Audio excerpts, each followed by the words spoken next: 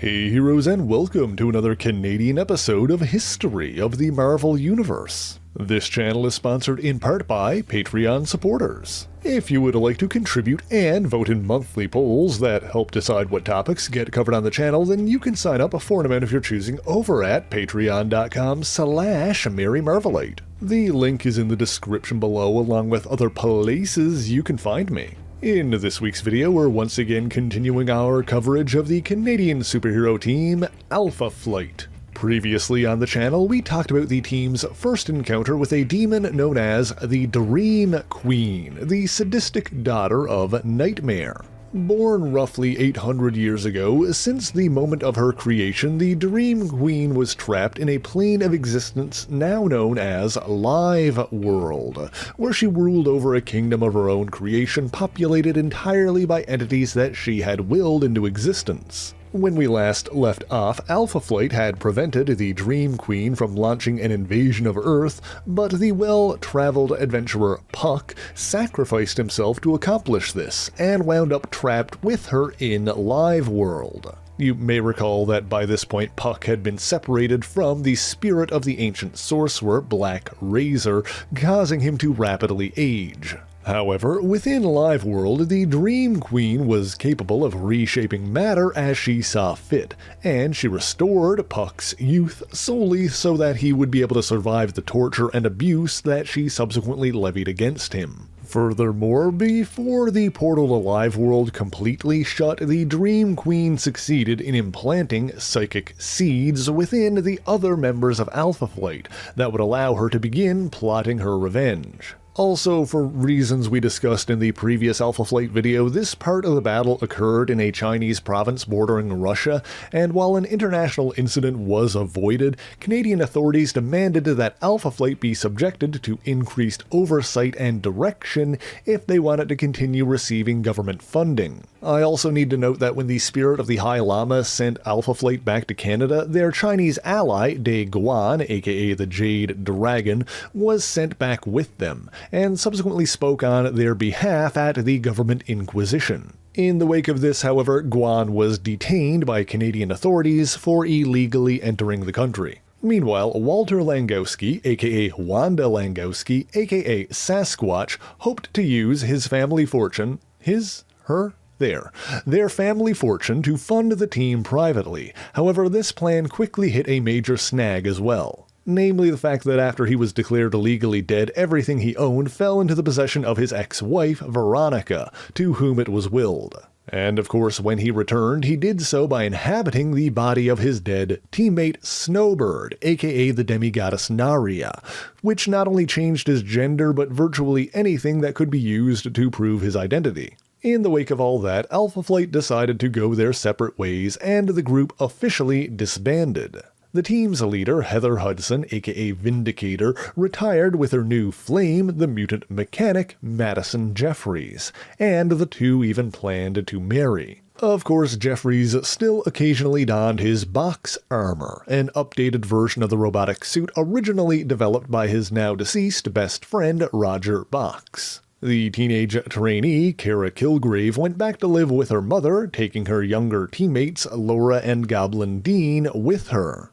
If you recall from last time, Laura and Goblin were twin mutant girls whose birth parents were staunch opponents to mutant rights. While Laura had the power to psionically open and close interdimensional portals, Goblin was more feral, possessing sharp claws and superhuman agility. Kara, meanwhile, was the daughter of Zebediah Kilgrave, the infamous Purple Man, and inherited his mind-controlling abilities. Although she lived with her mother Melanie, who'd escaped from the Purple Man's clutches before Kara was born. Speaking of Zebediah Kilgrave, around the time of Alpha Flight's disbanding, a little bit before that really, there was an unrelated incident in which the Purple Man was taken captive by Dr. Doom, who intended on using his powers to enslave the entire planet. This plot was foiled by the Avengers, partly because Doom elected not to engage a backup plan, as he found the responsibilities of ruling less satisfying than the actual conquest. And the Purple Man was seemingly killed when Namor, the Submariner, destroyed the apparatus that Doom had connected him to.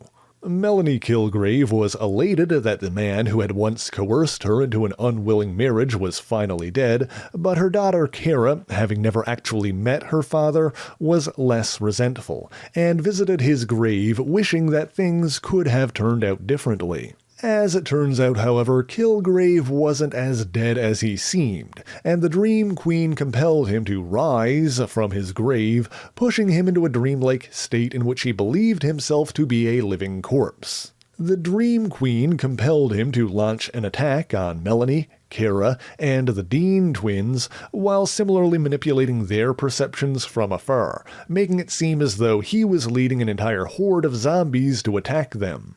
Kara and Goblin ultimately defeated him, and it seemed as though Kilgrave's corpse was completely destroyed in a fiery explosion. Of course, he eventually resurfaced alive and well, meaning that much of this encounter was essentially a waking nightmare orchestrated by the Dream Queen, but I digress. While this was happening, Sasquatch continued his attempts to reclaim his family fortune, and while Veronica quietly realized that he was who he said he was, a national security agent pressured the judge to rule against him as part of a conspiracy to keep Alpha Flight from being funded. On top of that, Walter and Veronica were soon drawn into another Dream Queen-induced nightmare, one involving the Great Beasts. Fortunately, Sasquatch ultimately broke free from that ordeal with some help from another former lover, Jean-Marie Bobier, aka Aurora. We previously covered how she was rendered amnesiac after an encounter with Loki, but after spending some time at a monastery in Quebec, her memories recovered,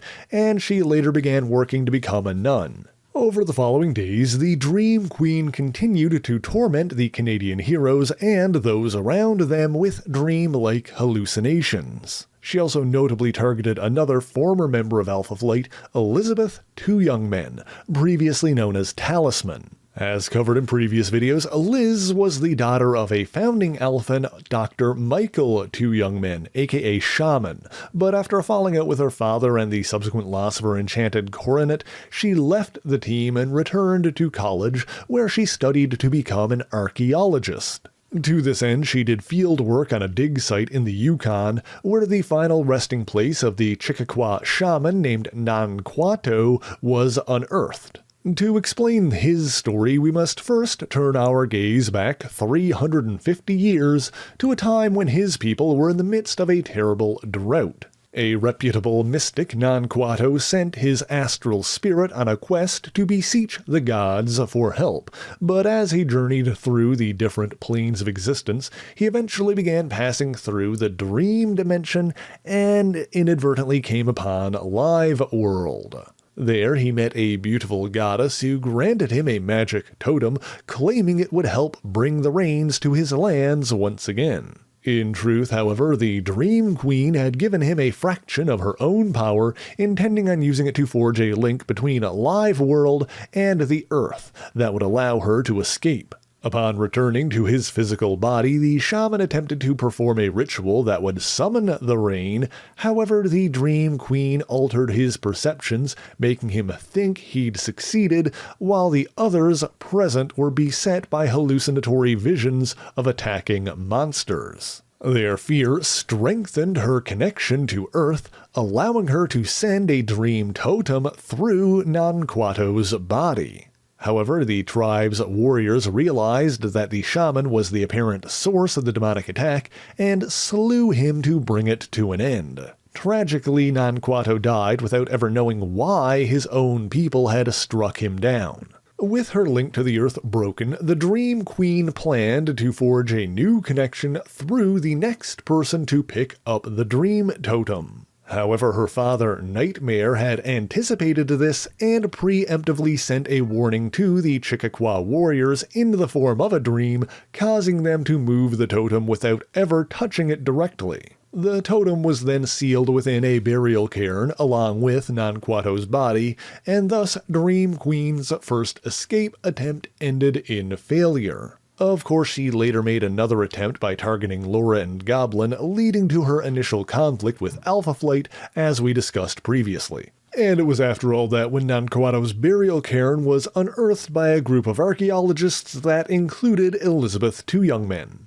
With the archaeologists sleeping close by, the Dream Queen was able to use their proximity to the totem to manipulate their dreams and attempted to trick Elizabeth into entering the cairn. Fortunately, before Liz could touch the totem, the spirit of her deceased demigoddess teammate, Snowbird, intervened and revealed to Elizabeth the Dream Queen's machinations. The Dream Queen was nonetheless able to seize control of Liz's fellow archaeologists and attempted to force the issue, but this experience caused Elizabeth's dormant mystical abilities to reawaken, allowing her to destroy the totem. This prevented Dream Queen from accessing Elizabeth's power, but thanks to Snowbird, Liz knew that the wily demon had already implanted psychic seeds within the other members of Alpha Flight, and rushed off to warn them. Sure enough, Heather, Madison, Walter, Laura, Goblin, and Kara all gathered to discuss their waking nightmares,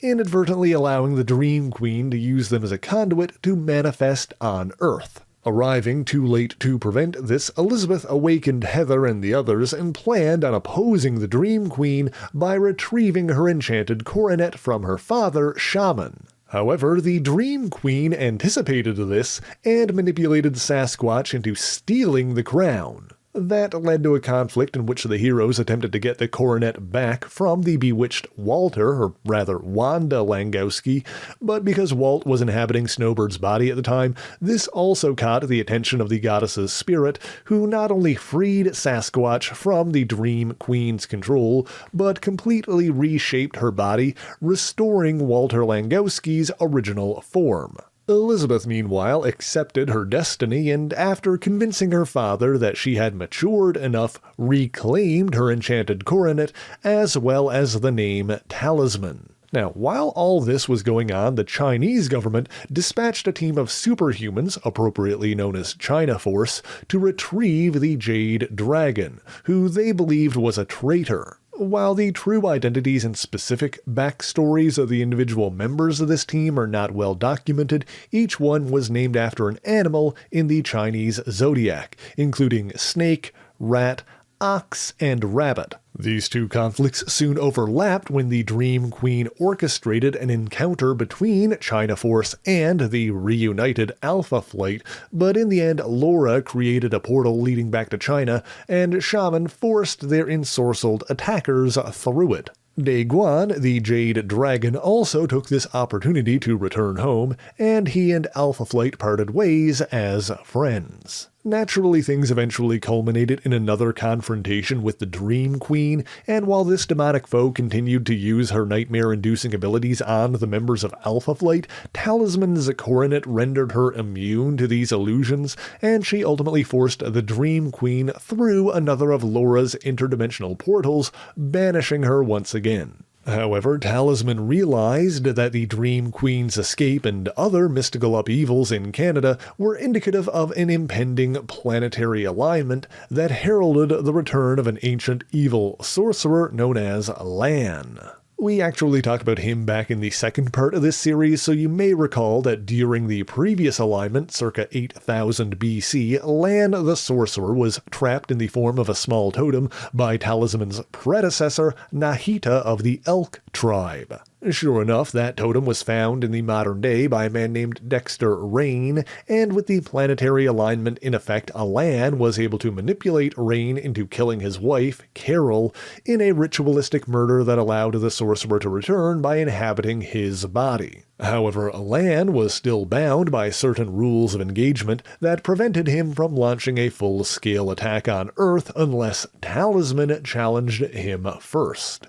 To force the issue, the sorcerer abducted Talisman and the other members of Alpha Flight, pulling them into a mystical extra-dimensional realm. While all this was happening, Madison Jeffries was being visited by his ex-girlfriend Lillian Crawley, aka Diamond Lil. We also mentioned her briefly in previous videos, but she was a mutant whose body generated a bio-aura of nigh-impenetrable energy that permeated her molecular structure, rendering her nearly invulnerable, although her sense of touch was somewhat lessened by this. In any event, she was drawn into the conflict with Llan along with Madison and the others, including Elizabeth's father, Dr. Michael, two young men. The sorcerer succeeded in provoking some of the heroes into attacking him and nearly killed Madison, which in turn forced Talisman to intervene in order to save their lives. Free to begin his assault after being challenged by Talisman, Llan returned to Earth,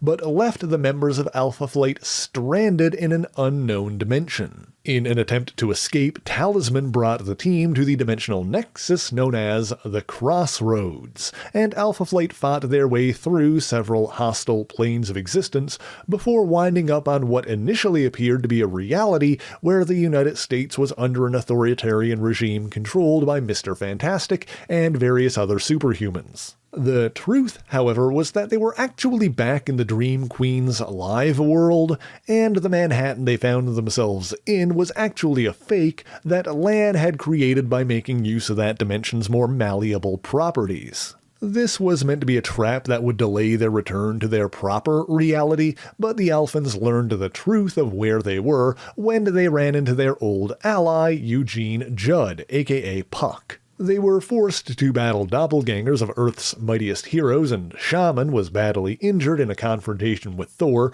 but fortunately Puck had learned to make use of Live World's malleable nature himself, and summoned figures like a guitar-brandishing Elvis Presley and a gun-toting Santa Claus, who saved Shaman and the others from certain death. They succeeded in getting home after that, taking Puck back with them, but found that 3 months had passed on Earth during their interdimensional absence. Furthermore, although Shaman had seemingly healed himself on Live World, soon after returning to Earth the effects of his injuries returned.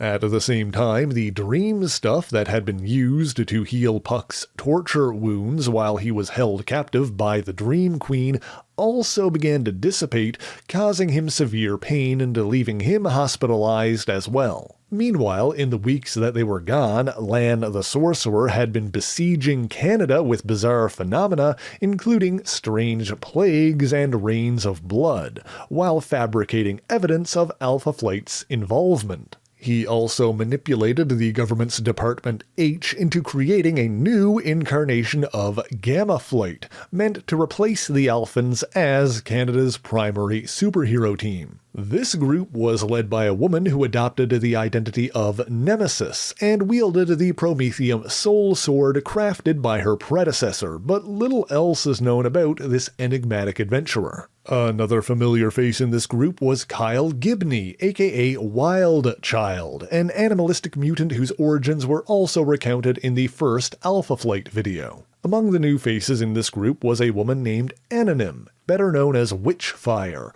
the daughter of the notorious sorcerer Belasco. You'll be familiar with him if you recall my video on Ilyana Rasputin, aka Magic. However, Witchfire was evidently unaware of her demonic origins, as her early life was a mystery even to her. Finally, there was Silver and Auric, mutant siblings who could fire beams of energy from their eyes, with Auric's generating heat and Silver's cold.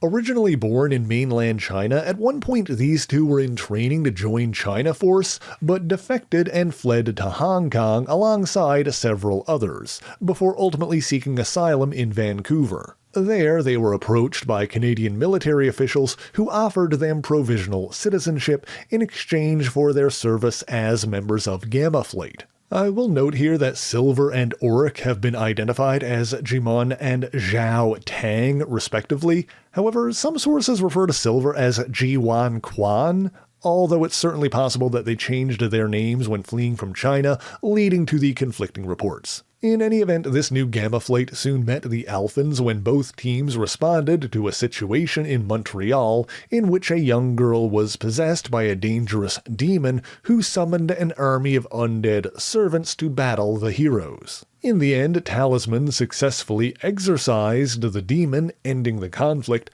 However, the formerly possessed child passed away soon thereafter. Furthermore, Nemesis informed Vindicator that Alpha Flight was no longer sanctioned by the Canadian government, and would be arrested if they continued to operate within the country. Despite this, Heather and Elizabeth soon established a new headquarters in Edmonton, while Walter, having been restored to his original form and gender, succeeded in reclaiming his fortune from his ex-wife Veronica. As all of this was going on, Diamond Lil was trying to reignite her relationship with Madison Jeffries, despite his engagement to Heather Hudson. Meanwhile, Llan, the sorcerer, found and revived one of Alpha Flight's earliest enemies, the self-described Master of the World, who had been left at the bottom of Lake Ontario since his previous defeat at the hands of Puck and Namor. Seeking vengeance, he soon had one of his agents abduct Puck from the hospital,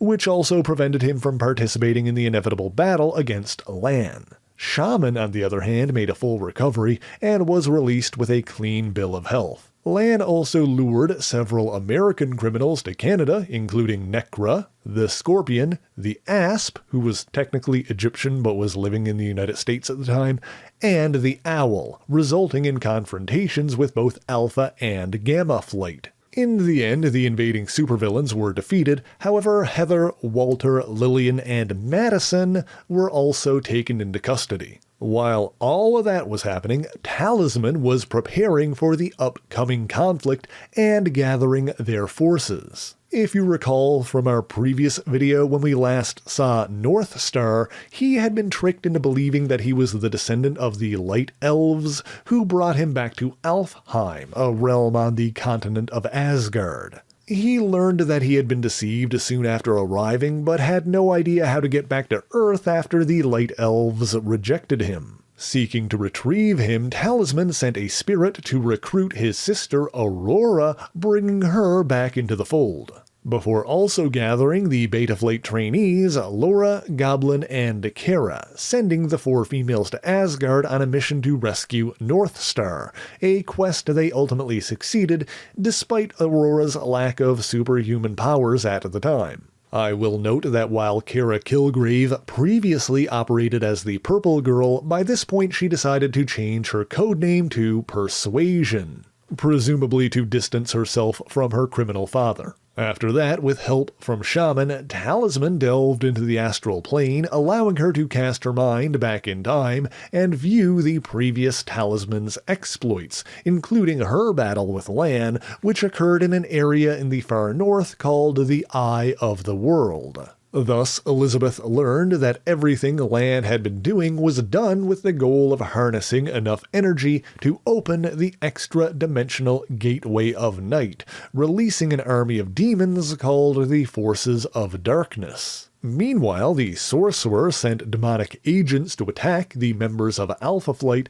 that were still in government custody. The Alphans defeated these attackers, but upon their demise, these demons reassumed their human disguises, effectively framing Alpha Flight for the murder of several government officials and forcing them to flee. This led to another confrontation with Gamma Flight, but this time the Alphans defeated their would-be replacements. Furthermore, with the Alphans making an effort not to kill any of the Gammas, Heather was finally able to get Nemesis to listen to reason, explaining that they were both the victims of a greater enemy. Sure enough, the Canadian military soon confirmed that Llan's Dark Army had emerged in the Northwest Territories, and dispatched troops to combat them. Thus, Alpha Flight and Gamma Flight joined forces and traveled to the Eye of the World to help Talisman oppose Llan's forces. Furthermore, this area contained not just a Gateway of Night, but a light counterpart called the Gateway of Day.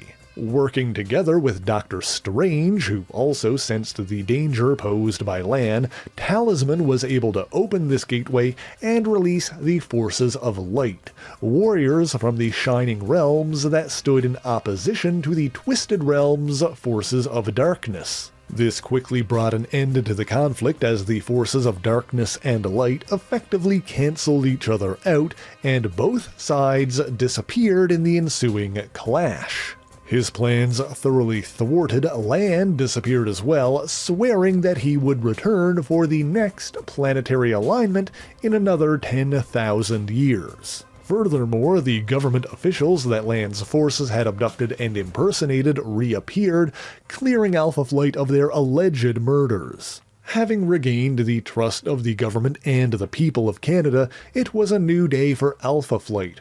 But if you want to know what shape the team took next and what became of Gamma Flight in the wake of this, you'll have to let me know in the comments. Because that is all I have for you this week, and thank you so much for watching this video. If you enjoyed it, be sure to leave a like, subscribe to the channel, and share it on your favorite social media. As always, the issues referenced in this video are listed in the description below if you would like to read them for yourself, as well as links to other places you can find me. Let me give a special shout out to all of my Patreon and Ko-fi supporters, Twitch subscribers, and YouTube members who help make the channel possible. By signing up for any ongoing amount on any of these platforms, you'll get your name in the special thanks here, but Patreon is the one that helps determine what topics get covered on the channel via monthly polls. That being said, if there's anything in particular that you want me to talk about, be sure to let me know in the comments. But that is indeed all I have for you this week, and so until next time, true believers,